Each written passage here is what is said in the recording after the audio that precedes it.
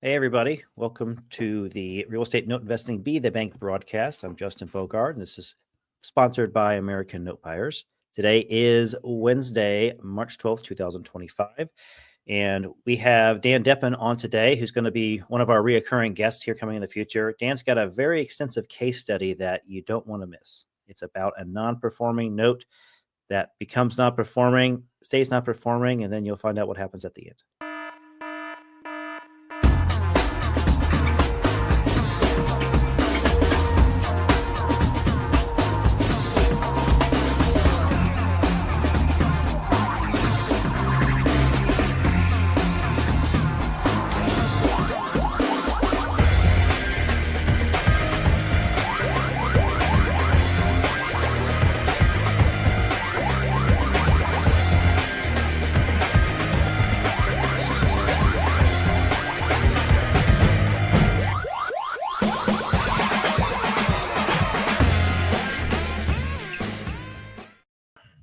Gentlemen, good evening. How are you? Good evening. Great. Good evening. Doing well. All right. Well, it's not so much evening for Dan because he's in Denver, so he's a couple hours behind us. He's still not done with the workday. The rest of us are already done. That's right. Yeah. Are we ever done though? We're not really done. It's wishful thinking. Well, Dan, thanks for being on the broadcast and a part of our little team here. And as you notice, Chris is not on the call today, so we'll have one of us be bouncing out probably each time that we're doing this, just to not make it too busy, but also want to bring in another perspective on stuff. And it's your turn to do a case study today. And so just wanted to say you have a lot of tomatoes going to be thrown at you if you don't stay on track today. Okay. The virtual tomatoes. Jay and Jamie will be throwing some hand grenades over there if there's any problems. Yep, absolutely. We're locked and loaded. Yeah, no problem. Well, I mean, there's probably lots of tomatoes to be thrown at this one, so I'll try to keep it moving. I know that you did a really good job putting this together. Like I told you off camera, I skimmed through this presentation. It's very lengthy, but I think it's filled with a lot of interesting things that happened on it. And I'll kind of let you set the scene because I want to get into it quickly because I want to make sure we don't spend a lot of time with the fluff here. Let's get right into the meat of it. All right. Why don't you tell us a little bit about this, and I'll bring it up in just a second. Yeah. So this was a non-performing land contract I bought in 2019, I believe. And so a lot of the beginning of this, I run into stuff that's pretty normal non-performing note things. Loss mitigation agreements, blah blah blah, and then there's all this weird stuff that happens. One of the things I found with non-performing notes is anything can happen, but I've had a couple deals where like all the weird stuff hits the same deal. And that's kind of what this one was. So fun. All what's that? They say all the S runs downhill. Well, this was at the bottom of the hill and everything ran to it, right? Yeah, exactly. Yeah, this one was super strange. Okay. So I titled this like, what's the worst that could happen? Because there's all kinds of crazy stuff that happens in this. And by the way, Dan, before you get too far into it, those of you that are watching now or on the replay, feel free to use whatever social media outlet that you're watching this on to kind of chime in with some comments. We may not directly answer them during his presentation. We might wait till the end, or I might bring it up if it seems something that's right on point with what Dan's talking about right here. So Dan, if you see something that pop up in the middle of the screen, it's not me being annoying. It's someone has a good question that they want to ask. So, well, that's cool. Cause that's the way for me to see it. Cause I don't have anything else open. So cool, man. All right. Drive us here. All right. Sounds good. All right. So I want to start this with my plan going in, right? I mean, case studies, you talk about what happened, but I think it makes sense to talk about like what my initial expectations were. Yeah. And so this was a land contract in Jackson, Mississippi. UPB like a little under 30,000. Actually got the note for 11,500. Oh wow. If I recall, this was I forget exactly who I bought it from, but I believe this was like a smaller note fund that was closing down, and I bought a package, so that's why the pricing was so good on it. Was this yours? No. No, it wasn't from you guys. No, I have bought in Jackson, Mississippi, but this wasn't for me. Yeah. But, and this BPO is like lower than what I would normally do. It's like a 45, 50K thing, but I'm getting it for 11.5. And in the next slide, I'll show you what I kind of liked about it. Okay.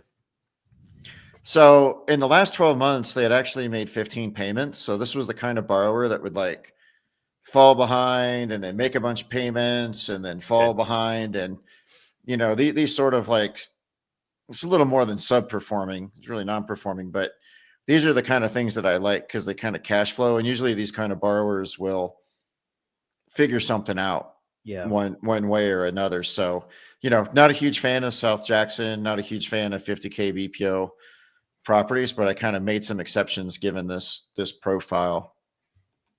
Okay. And so, since they were making sporadic payments, back in 2019, I was using this nonprofit called Polaris. They're no longer around, but to do loss mitigation and borrower reach out. Polaris was kind of cool because they're actually nonprofit credit counselors. So they can go, they would go talk to my borrowers, and, they took more of a financial literacy, help thing versus a, debt collector approach. Okay. And I knew that like forfeitures were, fairly quick and inexpensive in Mississippi. And, looking at some of my returns, if I were to get this to reperform, I made some assumptions on, timeline and how long I'd hold it, and, sell the CFD for 70% of UPB. These days that pricing would be higher, but this was 5 years ago. Okay. I figured if I could get this thing reperforming, I'd end up with like a 73% ROI. Mainly a lot of that's because the price I got it for was so low. And then I figured even in the forfeiture scenario, I'm going to do pretty well. One of the things I always do in these scenarios, I take my BPO value and I knock it down a lot. Like at one point I had, I don't know what you guys had seen, but I looked through a bunch of REOs that I sold, and I compared the actual like sale proceeds after expenses to the original BPO values. And a lot of mine have wound up like 60-70% of the original BPO. So that's kind of what I was assuming here. Okay. So getting into this, bought the loan, had Polaris reach out to the borrower. Actually ended up sending a door knocker because it was a little hard to find. At first, borrower verbally agreed to a forbearance agreement, blah, blah, blah. But then he didn't sign the agreement. So a month later of trying to track him down, the signer sent the demand letter, and then he signed the forbearance agreement. Okay. So, so he signs the forbearance agreement. Like, I think he made 1 or 2 payments, and then he stopped making payments. So I restarted legal and sent another demand letter. And then he sent 3 payments. So I accepted it, because the demand letter is like $100. The 3 payments were whatever they were, $900. Yeah. I'm like, fine, I'll just send another demand letter if I have to. That's what I was thinking. Yeah. And then he made a couple more payments, and then he sent a payment that bounced, made a payment. And then he filed Chapter 13 BK. All right. Okay. So now he's in BK. So have my attorney file the proof of claim. And then they got the plan put in place. And then we got payments from the trustee for 4 or 5 months. After that, right? So now things are kind of on track. And then this is the first kind of element of weirdness. And then in October 2021, the borrower voluntarily dismissed the BK, which was a little bit puzzling. Yeah. Interesting. He was on track making the payments. There's a reason why he did that I'll learn later. But then he made 4 payments after coming out of BK. I'm like, okay, that's good. And then the month after that, he made 2 payments. So at this point, after making those 6 payments, he's like 9 payments behind. So I'm like, okay, not too bad. This is sort of, not exactly what I expected, but it kind of fits his profile of like, you got to chase him around for stuff. Yeah. And then the next 2 months he stops. So he's kind of keeping his pattern. And then apparently he had some kind of a kitchen fire, so he didn't have insurance. So I had forced place on through the servicer. I was using Allied for servicing Okay. on this one, and apparently this didn't impact me so much, but I guess there was all this back and forth with Allied. Like they were trying to coordinate getting somebody out to look at it, and like he would call and get angry, then they would call back to schedule something and he wouldn't answer, and so they had all this like back and forth on that, which also created a lot of delays in doing the fixing. And it was funny because both Polaris told me this, and I think, I talked to him at one point, but the dude was just like all over the map when you would talk to him. Like really hard to have a coherent conversation because he's talking about something over here and something over there. And it's really hard to tease out of him, okay, dude, like, what the heck is going on? Yeah. Like, what do you need? Like, where are we at? Like, can we just like stay on one point for like 5 seconds? But anyways, eventually they got some electrical work done and the kitchen fire stuff settled, and, Force Place took care of it.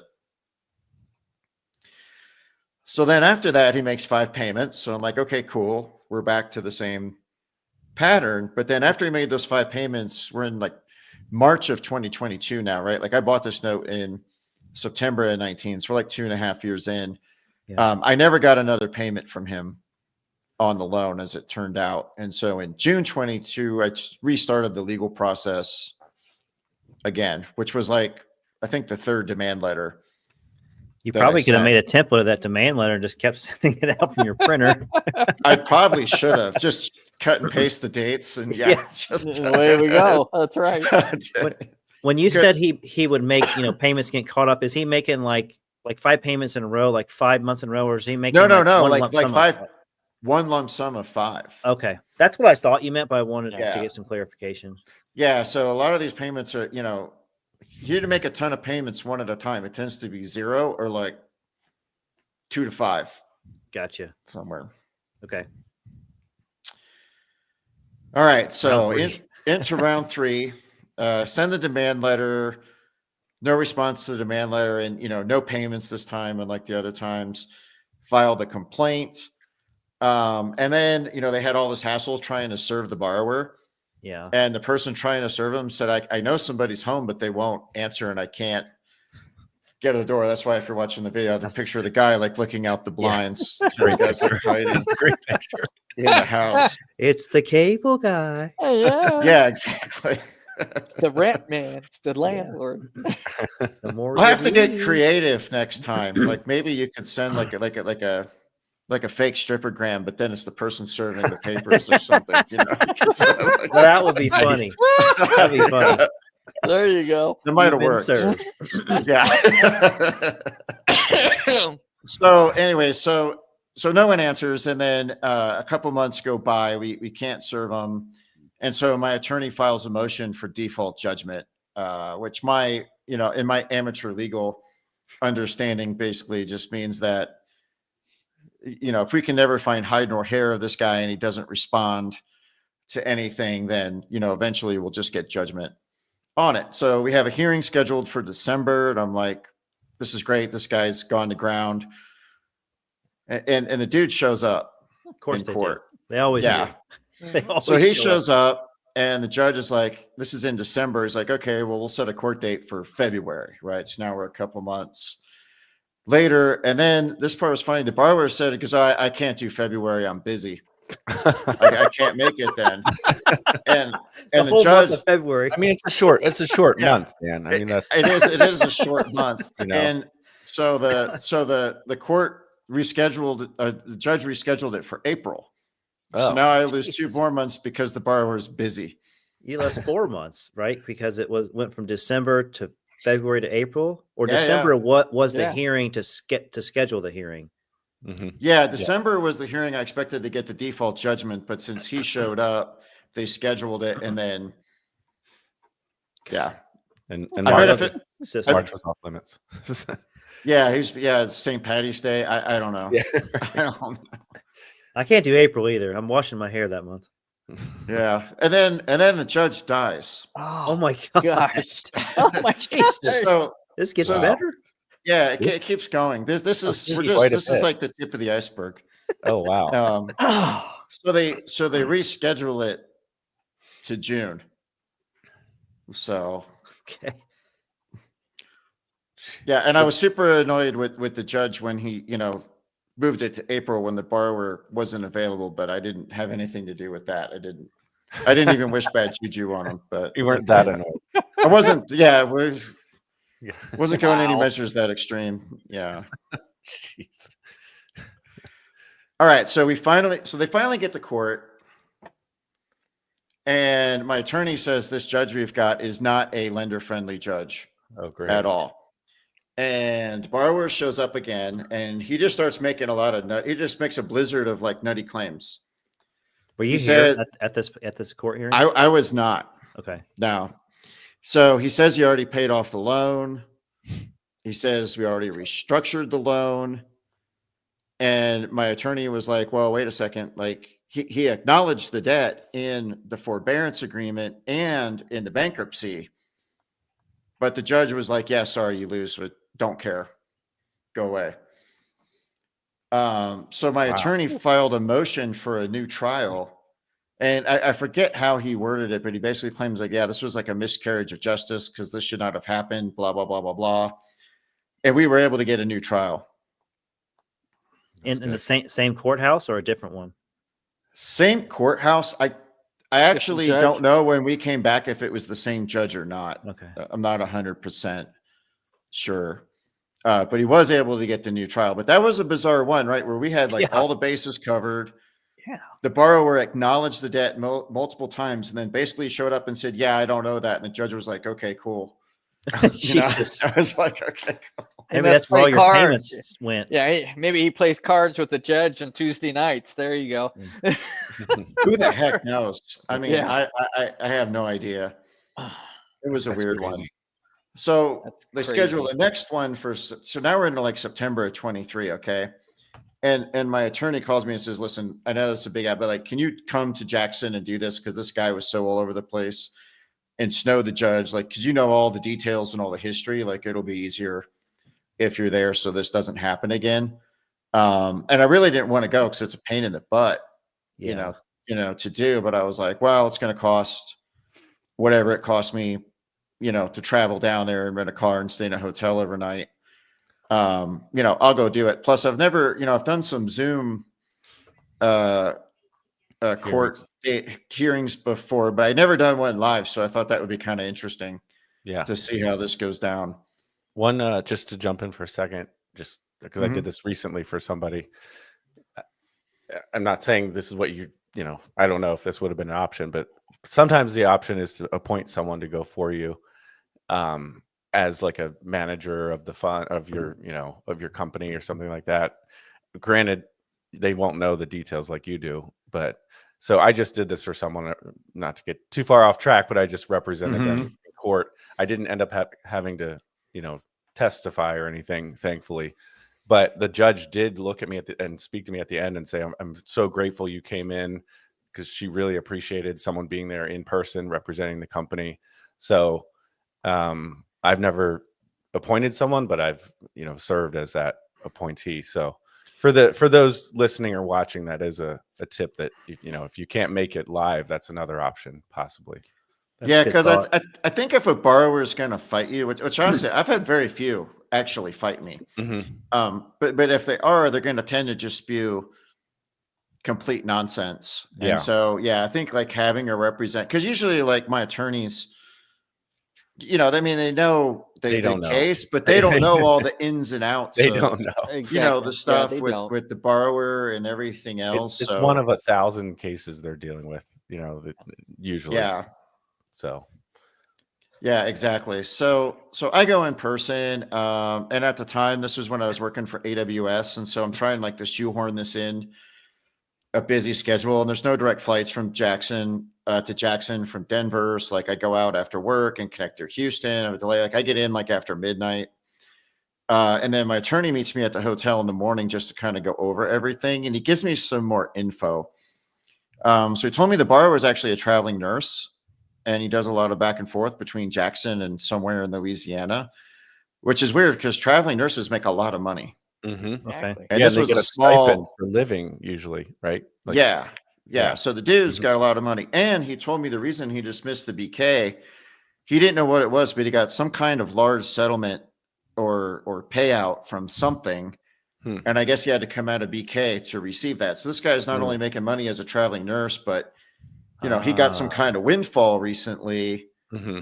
but yet he's still not paying this loan, which is like a couple $100 a month. And he's Yeah. showing up to court to fight it.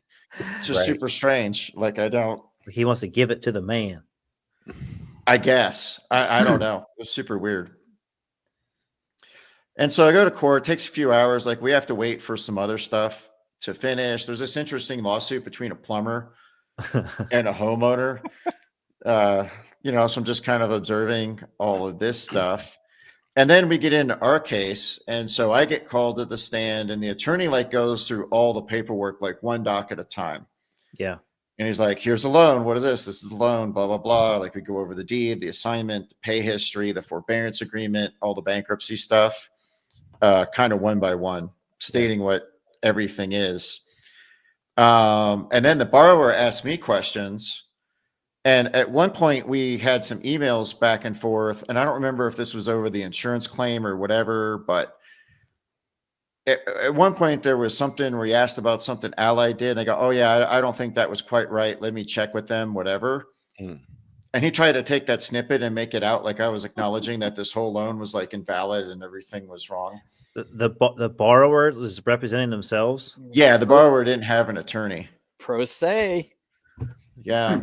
Represent himself. Pro se. And then the judge had me go through the Allied pay history. So I don't know if you guys use Allied, Oh, but their please. pay histories are Good luck. especially cryptic. Good luck. And he Probably asked me blew what it all away. the acronyms meant and all the columns, which I was able to do. Like if this had happened a couple years prior to this, I would have been hosed Yeah. because I wouldn't have been able to explain it. Yeah. But I was That's quite able a to go skill set. through, the whole thing and explain what was what in all the columns and the whole pay history. So it's a good thing I was on point because otherwise that could have gotten sideways. Yeah. And then the borrower gets on the stand. And so my attorney goes through everything, saying how he, goes over how he acknowledged the debt multiple times. So on the forbearance agreement and in the BK paperwork. But then the borrower said that we had made some deal after the forbearance agreement. I think he said we had this deal where I reduced the balance to 5,000 and then he paid it off. Which none of that happened. And then he goes, no, I didn't acknowledge it in the bankruptcy. I just put in what the loan amount was at the time. And my attorney's like, no, that's not how that works. You acknowledged it like it's right here. I was like, no, I didn't. No, I didn't. Guess you answered the. And then he said we had this other deal and he paid it off. And my attorney's like, okay, well, do you have any documentation on any of this stuff? The restructure and the payoff. He's like, oh, I lost it in the kitchen fire. I was just, Wow. and I'm like, oh yeah, I forgot about the kitchen fire. It was in the kitchen while I was cooking, and I was reading it in one hand while the fire was blazing in the other. Yeah, we've all been there. Oh yeah. My dog ate my homework too. Yeah. I assume you did confirm the fire actually occurred, right? You Well, never know I mean, with I this never saw photos of it, but there was a lot of back and forth email between stuff. Mhm.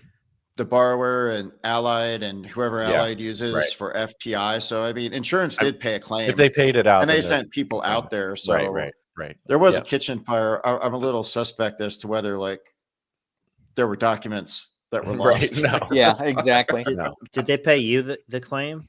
that was The- No, it was all arm's length from me.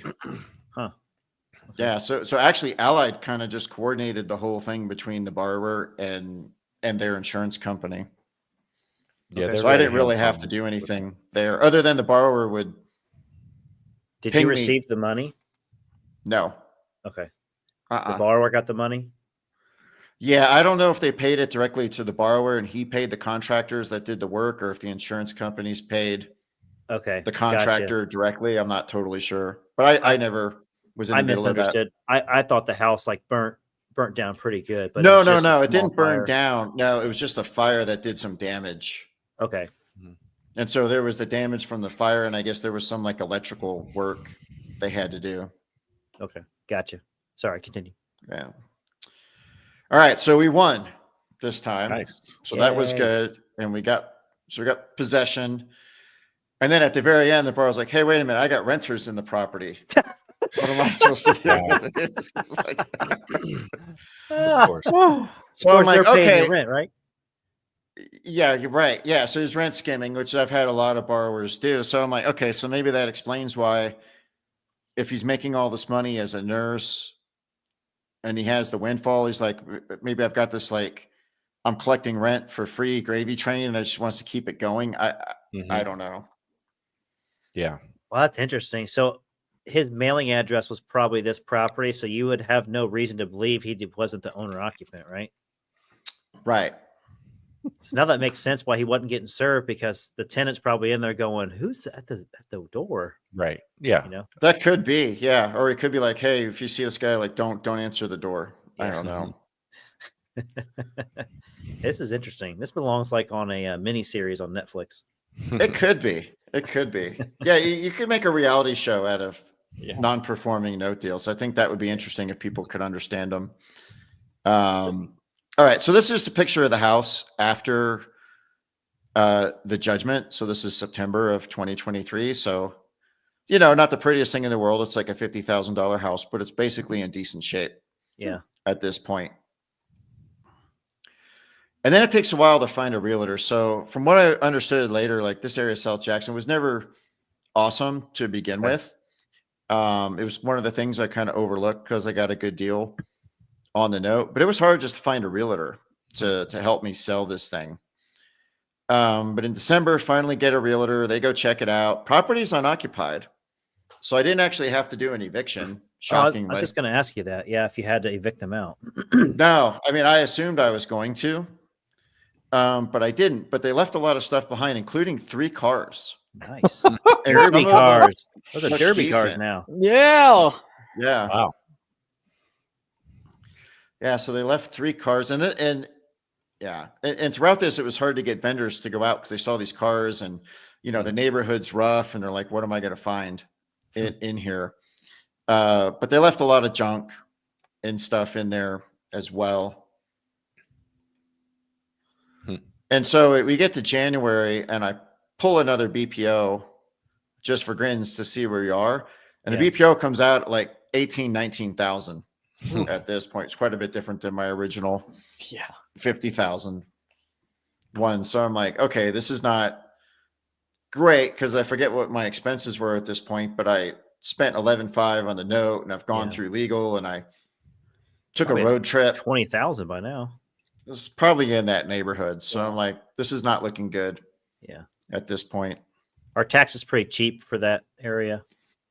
I think so. Well, here's the thing too, that I actually didn't put in here. So there were delinquent taxes that had racked up as well. And so at this point, there were about 3,500 in delinquent taxes. Okay. And the time to redeem it was going to expire in August of 2024. So this is January. Okay. Yeah. So there's also that delinquent tax bill, which I haven't paid. So that's making it worse. Then to the tax sale. Then so yeah, and the tax sales already happened. The redemption was running out in August. Okay. All right. Redemption was out. So the property sits on the market for like several months. Originally, my realtors, like, I forget where we listed it. He thought we could list it at like 40 or something like that. And we start ratcheting it down, and like months are going by. And at this point, I had mentally almost kind of like written this thing off. I'm like, it's just a loser. Like, I'm not sure what to do. I kind of had more juicy deals to work at this point, honestly. So we get to July, and you guys probably know Walter Wooford. Yeah. He's in Jackson. You know, he's kind of like a legend guy. I think of him as like the Wolfman in Pulp Fiction. But, you know, and Walter's been real good to me over the years. I actually sold, you know, REOs to his son, and, you know, he's done a lot of stuff for me. And I knew he was in the area all along, but, you know, I kind of didn't want to bug him with stuff like this. But finally I talked to him, and I'm like, hey, can you go check this out for me? Let me know, like what would you do with this thing? Because I'm pretty stuck So, he's a super nice guy. Walter goes out and takes a look at it for me. And he finds out that this thing has been like thoroughly vandalized. Okay. Wow. Like bad. So you can see if you're, listening, like holes in the drywall, like all the windows busted out, like everything. I smell Previous another owner? insurance claim. Another insurance claim. You're on the right track. That's what I Yeah. think too. Previous owner. Yeah. Yeah. And so he says, he's like, at best you could get maybe a couple $1,000 for this. And he said in this area too, he said it's particularly bad. And none of my realtors ever told me this, but he's like, yeah, there's like burnt out properties like all over in the area. Like it is just like he said in the last few years, that area has gotten like super, super dangerous and bad. And that's why it was hard to get even like vendors to go out there. And then I had that $3,500 tax redemption. So he's like, yeah, there's kind of nothing there. But then I was like, well, wait a minute. To Jamie's point, I've got a forced place policy on it still. So I file a police report on it. And the good thing was I had pictures before the vandalism and after, and really, so I had pretty good documentation. Like here's because I had some photos from March. So it was kind of March or April. So I was like, here are the photos from a couple of months ago. And here are the photos now, and got the police report in and filed the claim. Now with these, I never feel confident. Like I've had other claims get approved and I've also had claims get denied. But my attitude toward these is I never know when they're going to bust out some weird technicality. Yeah. So I never feel super good about it. Right. Mentally, I was still kind of assuming I was going to get zeroed, but I was like, well, we'll put this in and see what they say. It's usually worth a shot, right? It doesn't hurt. Yeah. Right. You've already got it. Like it's free to try, but we're not done yet. So I'm waiting for the claim to process. This is the gift that keeps on giving. Oh yeah. So I am, I don't know if people can read that, but in August, gosh. I'm on the road to Tucson to take my daughter to college. And I get this text from the neighbor who says that a tree from my property fell onto her property and hit 3 cars and her house. Oh, Wow. And so I'm like, okay, send me some photos. And I said, but look, send me some photos from far away so I can get the lay of the land and see where everything is. Right. Of course, she sends extreme close-ups, which I knew she was going to do. Right. So I put in a liability claim because I had liability. I've never done a liability claim. This is all kind of new for me. But there you can see like hit these 3 cars. And, I talked to the neighbor lady. I'm like, well, what does your auto insurance say? Like, I don't know how these are handled. She's like, yeah, I don't have auto insurance or anything on all of them, of course. oh man. So they're looking at that.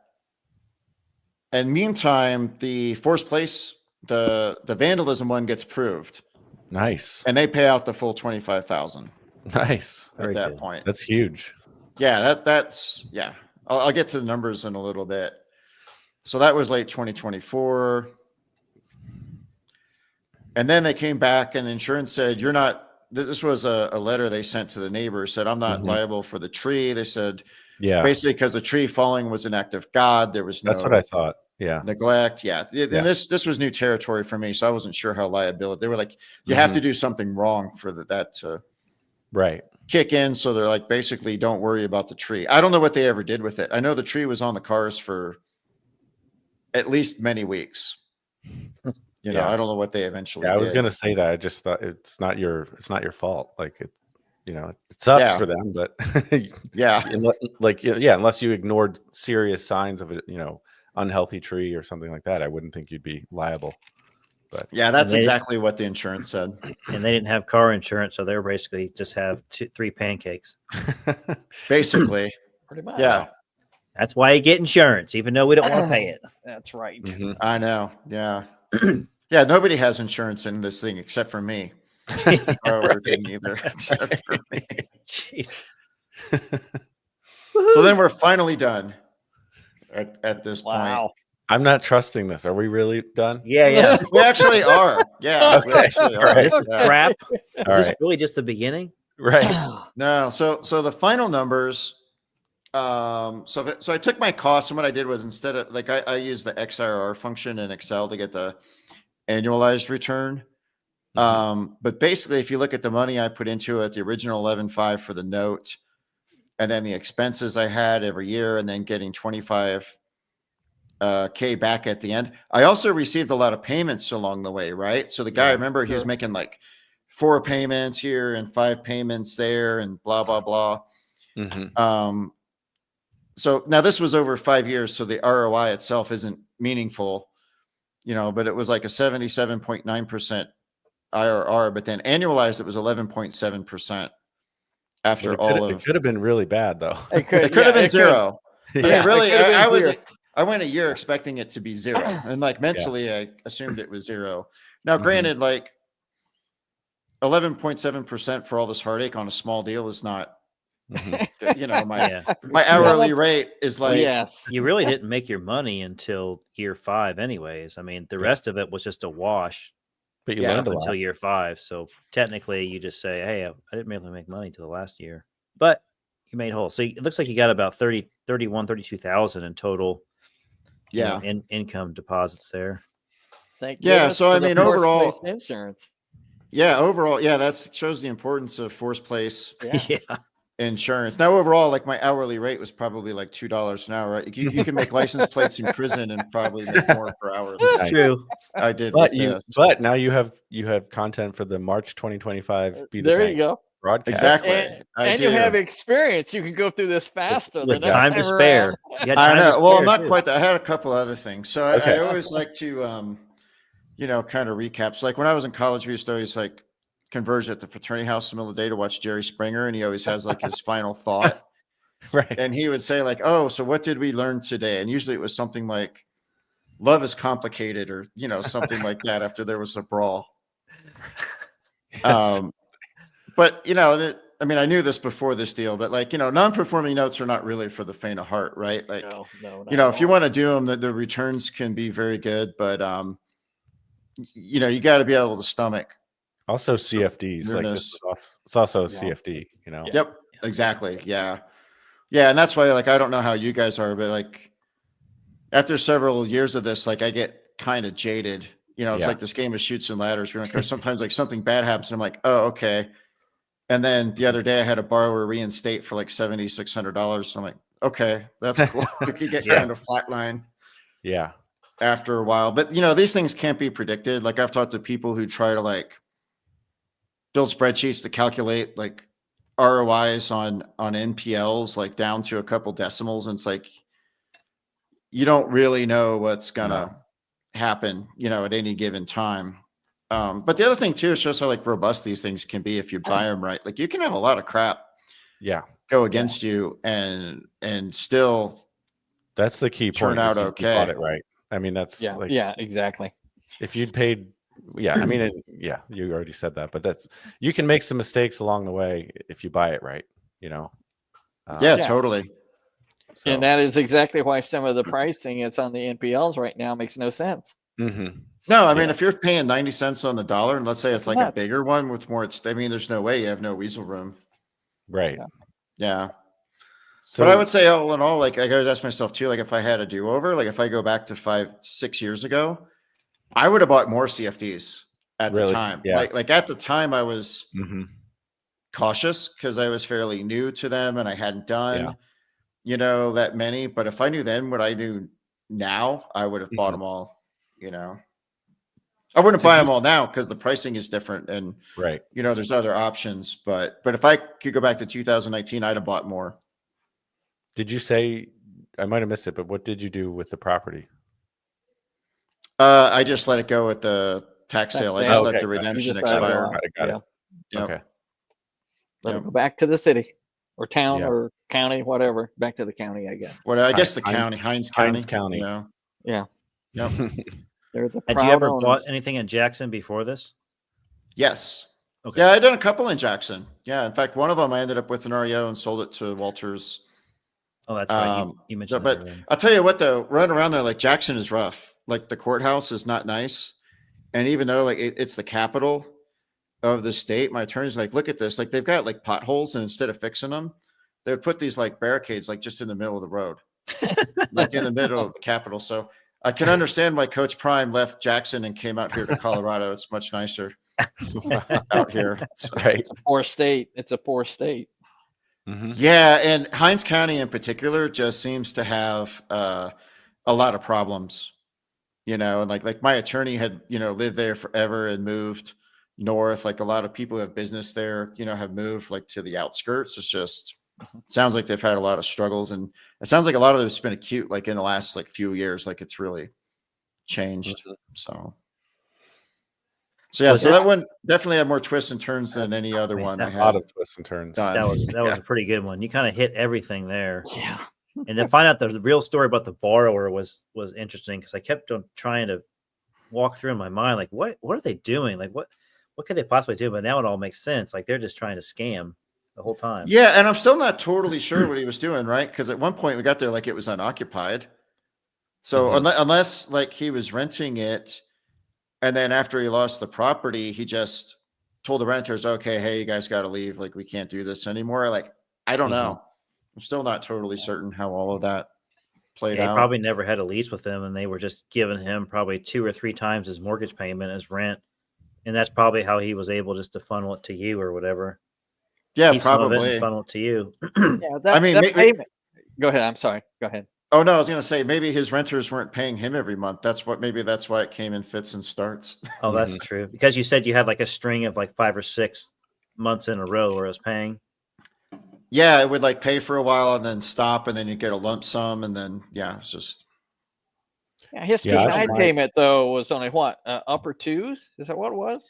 it I don't remember. was yeah, it was don't pretty remember. low. Let me hold I on. I'm just gonna say look over here and go back, and it was 280 something. pretty small. No, his P&I was like 237. 237.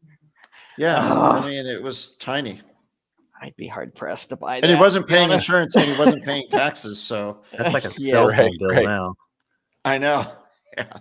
Yeah, I mean, I have done well with sub performers, you know, or if what, you know, well, obviously this is more of a non-performer, but I the lumpy payers I just struggle with, because it's like if they do actually reinstate, you've got to stop your legal action. Obviously, they're no longer delinquent, and during that time period beforehand, it's the servicing costs are usually, now Allied I think is different, but you know, But yeah, if you're at FCI or something, they'll kick it to like so $95 Madison is a like month. $100 or something, or you know, and Yeah. it's like that just kills everything.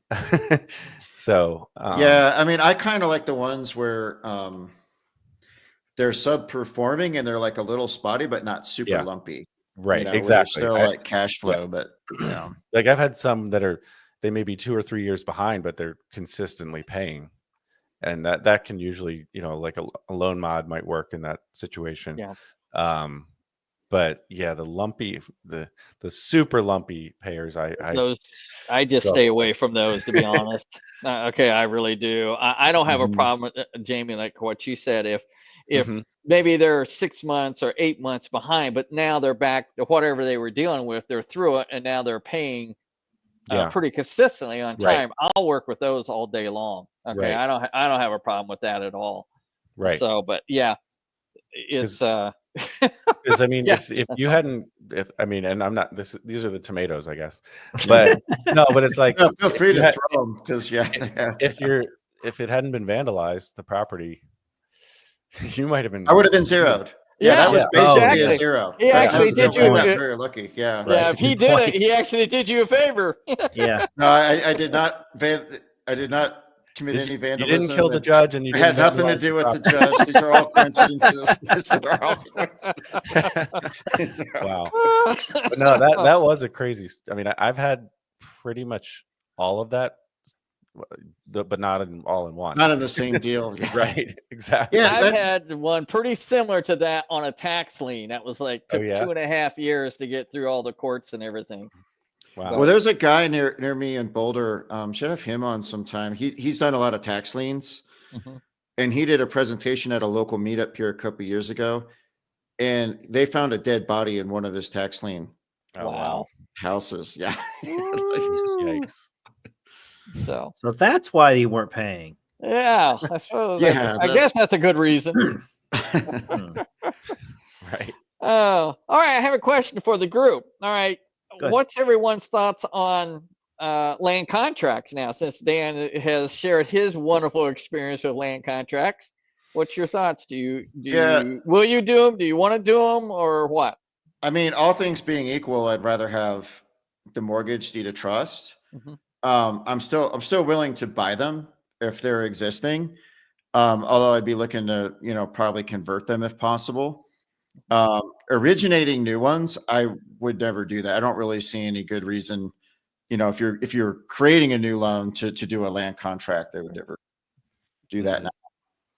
Yeah, I'm pretty much in the same boat, Jay. I do own a bunch still, but not looking to buy them, And I always say I'm going to convert them, and I have converted a bunch, but there's such low dollar deals, and it ends up being a decent amount of work sometimes to convert them. And I mean, I don't know, maybe you have had a different experience, but it just ends up being on our to-do list. The conversion of our CFDs ends up being pretty low, a low priority. And so, I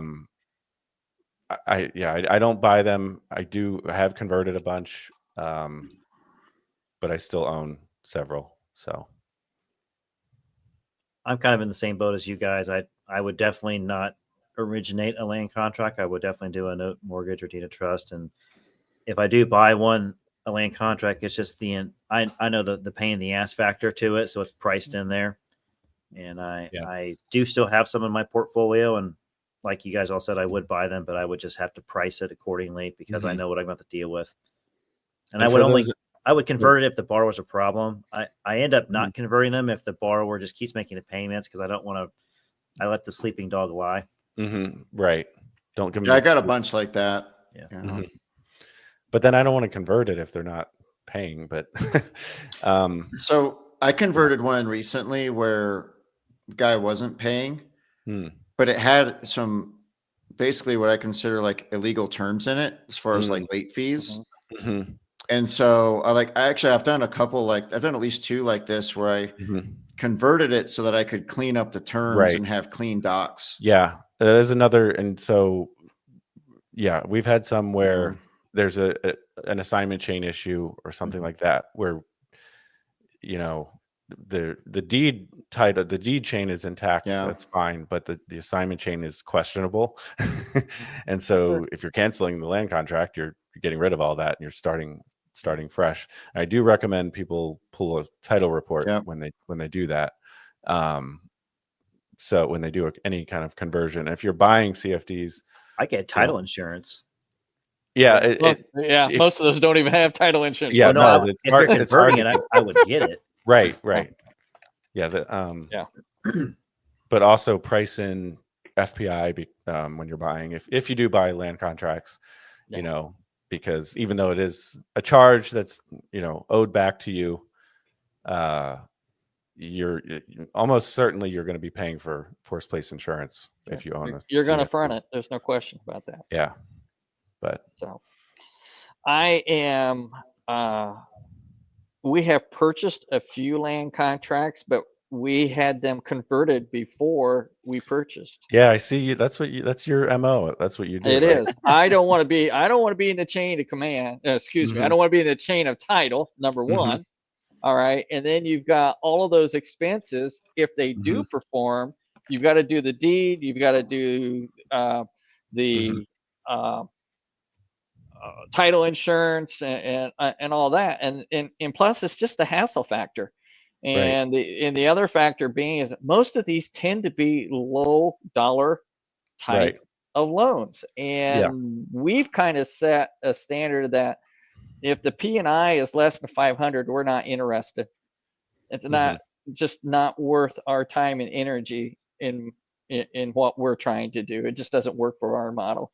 So now you saying that, I actually have created a land contract, but it was on a subject to deal where I absolutely want to stay in the middle of that situation to make sure that underlying the case study you did a while Yeah, back? it is. Yeah, it Yeah. is. We sold that Mhm. one on land contract, but also that, that payment's about Yeah, that $1,000 a made month. sense. Yeah. Yeah. So, Mhm. Yeah. and so that's my thoughts. So, Yeah. Some people are creating some fairly large land contracts on subject to deals. yeah. Yeah. Hopefully they're creating them correctly and has all the things in there that it needs to be. You and I know that's not the norm of what we see, is it? I mean, so I would say some yes and some no. Yeah, exactly. Depends on the quality or the experience, I'll say, of the operator and the knowledge level of the operator. Well, and also Yeah. just to clarify, we're talking mostly land contracts on owner-occupied properties. Yeah. Yeah. Mhm. Whereas I would have a different answer, Jay, if we were talking about land. Land Actual, contracts on land. Yeah. yeah. I I think different that makes a lot scenario. more sense. That's a different scenario. Yeah. Yeah. Hey Dan, I missed this question earlier, but I think we answered. I don't know if Doug had heard what we said, but I believe Oh, you already answered this. But go yeah. ahead. No, I didn't sell it. The time to redeem the taxes expired, so it just went away. So what happened? Yeah, to the property after you got the insurance money. Yeah, you just kept the money and just let it go. Yeah. Yep. Just walked away. You took the insurance money and ran. Exactly. Yeah. That's like when you're down to your last dollar at the casino and you keep doubling your money. Then as soon as you break even, you're like, oh, I'm done. Oh yeah, I'm I out of don't here. want to do this That's again. out of there. I had a fun time. Yeah. Sweating bullets the whole Yeah. time. Yeah. Whew, man, I walked in with 1,000 and walked back out. That was good. There you Yeah. go. Well, Dan, thanks for sharing what you did and putting that Yeah, that was together. That was a Yeah, really anytime. cool case study, and I'm You had glad we better got through it. pictures. You had better humor pictures than Chris did in his. Oh really? I He's gotta go not back here. and He's watch not here to Chris's. defend Yeah. himself. So Yeah, I'm- exactly. Jamie, you bring up a good point. So Chris had a $2 million property, Yeah, and very Dan had different. a $10,000 property, Yeah. and they're both non-performers. Yeah, pretty different. Pretty But- different. So if y'all want to know what we're talking about, go back to the February broadcast, last month's broadcast, and you'll see what Chris did on his non-performer in Las Vegas. I think he said they're under contract to sell it. Awesome. They had multiple offers, I think. So Awesome. It's a nice looking property. They did a good That's job gorgeous. rehabbing it. So. Mhm. Yeah. So, all right, guys, that's it for today. Again, Dan, thanks for coming on Thank you. and doing that Yeah. case study. Anytime. We'll probably see you next month. I don't know if I'll be able to make the next broadcast, so one of you guys will probably have to take over for next month. I'll be driving back from spring break, I think, by the time this one airs again. So, anyways, watch the replay. If you guys are on here, ask questions, and we will answer them, or I'll get the message to these guys so they can answer them for you. So, all right, guys, we'll see you next time. All right. See ya. Yeah. Right. See ya.